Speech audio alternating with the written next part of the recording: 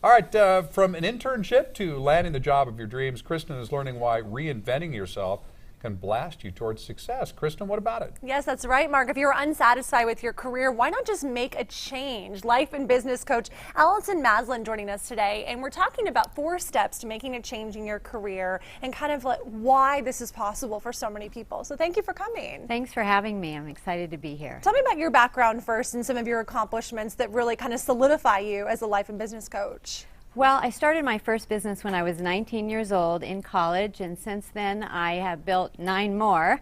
So I've had 10 businesses, and I'm definitely one that likes to reinvent themselves. Right. And so now my passion is helping other people find their dreams and put it out into the world. So how do people do this, and why would someone want to do this? Is it just, not satisfied at their job, want to do something else, kind of have that itch to do something else, or what do you think it is? Well, a lot of times in college, they don't necessarily teach us how to find our passion. Right. And maybe we don't know what to do, or we pick something that we feel is going to make us a lot of money, or our parents told us to do, and then we wake up 10 years, 20 years, 30 years later and say, I'm not happy.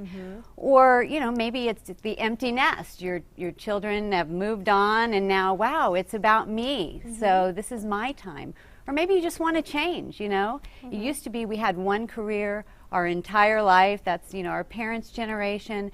But it's different now, and it's really, especially now with so many opportunities out there with the internet, there's more entrepreneurs now than ever before. I like the idea that it's never too late to reinvent yourself either. I mean, we're seeing people at all different ages doing this. So let's talk about the 4 steps to reinventing yourself and finding a new career, because this is helpful for a lot of people. Absolutely. Well, the first is to, whatever you decide to do, make sure that it is connected to your passion, something that you love, something that has meaning to you on a deeper level. And the reason for that is if you just go after something that's going to make you money, and let's say that it's a lot of work and it takes time, if you're connected to it on a deeper level, you're more likely to give it the energy and effort it needs to succeed. So for instance, I worked with, you probably know of Sam the cooking guy, many years ago, and he was working in the biotech field and he wasn't happy. So I helped him to get clarity and reinvent his life and make that transition. He went for it, and now he's been a huge success in his career. Okay, so first and foremost, find out what you're passionate about and kind of gear your thoughts and efforts towards that. Absolutely. Okay. And also the second step is to be decisive.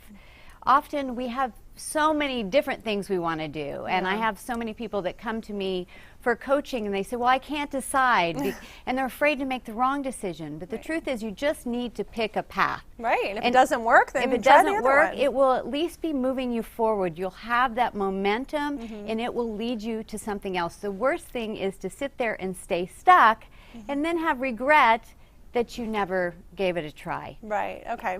And in fact, one of the wealthiest men in the world, Warren Buffett, says that one of the reasons he's so successful is that he's very decisive. He takes decisive action on the spot. I think that's great. It's hard to be in business with someone or to be around someone that is so kind of waving options all the time, and you need a decision and then move on. Right. We get stuck in that analysis paralysis, Yeah. and that doesn't get us anywhere. Agreed. It doesn't have to be perfect. Just get it done. Just make a decision. I Yes. like that. Okay, so what's the third step? The third step is to be willing to walk through the fear. And now fear is a human emotion. We all have it. Donald Trump has fear. The difference between somebody that makes millions of dollars with their ideas or really infuses that passion and joy in their lives is they take action on their ideas, and they're willing to put it out there. I'm not saying it's not going to be scary. It probably will. Right. The scariest part is just the beginning, though. It's just, you just got to hone your courage for the beginning, because it's really the unknown that we're afraid of. Sure. And once you take that step, you create a new known. Yeah, right? You can't be successful unless you take risks. So I think that's a very important point too. We're almost out of time, but, Okay. but the last step today? Is you don't have to do it alone. Work with a mentor, work with a coach, and that's what I do. I hold people by the hand, I give them the direction, and get them to reach their goals in such a short amount of time that they would be wandering on their own. Work with someone that has gone the path before you. They have the wisdom through experience, so that you don't have to go it alone. That's and it very makes helpful. it so much easier. Okay, so how can people contact you?